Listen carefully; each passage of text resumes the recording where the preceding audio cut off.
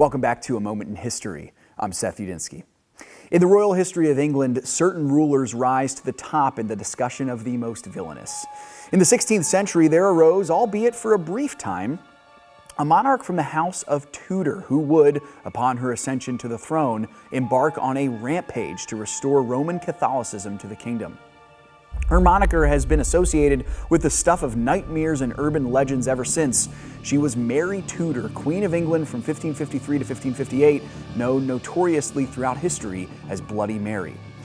Now, we have to cut Mary a little bit of slack right off the bat because we have to remember the family she came from. Her father was Henry VIII, the poster child of no-holds-barred living, marrying and killing several wives, and starting his own Protestant denomination when the pesky Pope kept bothering him about his illicit behavior. Mary was originally the favorite daughter of Henry, having been born in 1516 to an early wife of his, the Roman Catholic Spanish noblewoman Catherine of Aragon.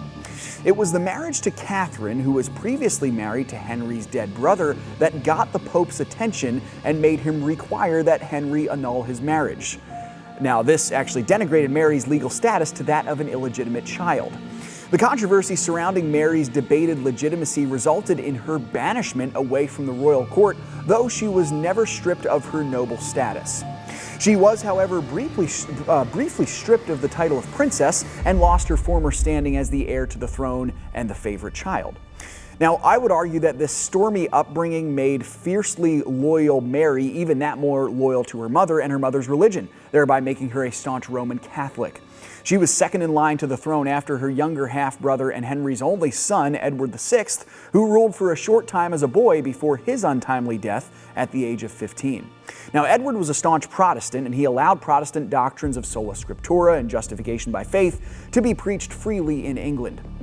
But when he died, Mary took the throne, and she embarked on a ferocious crusade to return England to the Roman Church, to which it had belonged for over 1,000 years. Though popular with some, her ferocious pro-Catholic laws left many on the island disillusioned and many pastors living in fear of their lives.